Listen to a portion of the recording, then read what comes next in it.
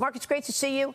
Thanks so much for being here. You're allocating capital all over the world, and I want to get your take of the impact of China reopening, because you would think that that is going to, spark some demand for a whole host of commodities. Is that what you're seeing?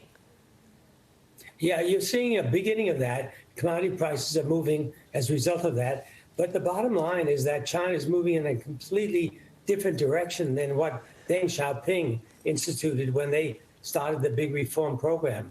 Now you have a government which is taking golden shares in companies all over China. That means they're going to try to control all of these companies. And you know what's happened already to Tencent and Alibaba and these companies. So I don't think it's a very good picture when you see the government becoming more and more control-oriented in the economy.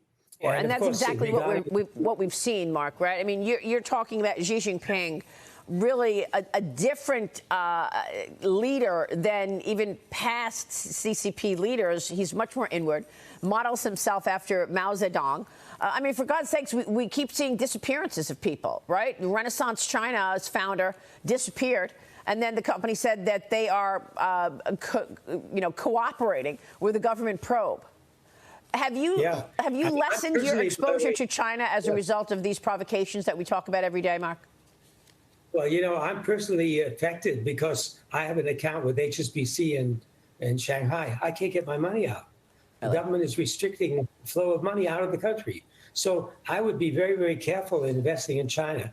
What we're doing is going into Hong Kong, which seems to be a little more open and able to get money in and out. But putting money into China, I think you have to be very, very careful. So they won't allow outflows right now, so you can't get your...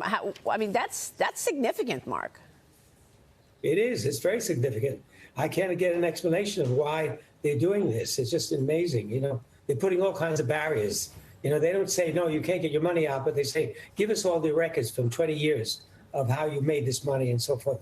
Wow. It's crazy. That is crazy. That's scary, actually. Meanwhile, the American Chamber of Commerce in China's business sentiment survey showed a majority of U.S. companies say that China is no longer seen as the, quote, top 3 investment priority. This happening for the first time in the agency's 25-year history. Half of those companies say that they didn't turn a profit in China last year, with more than a third reporting China revenue fell year over year.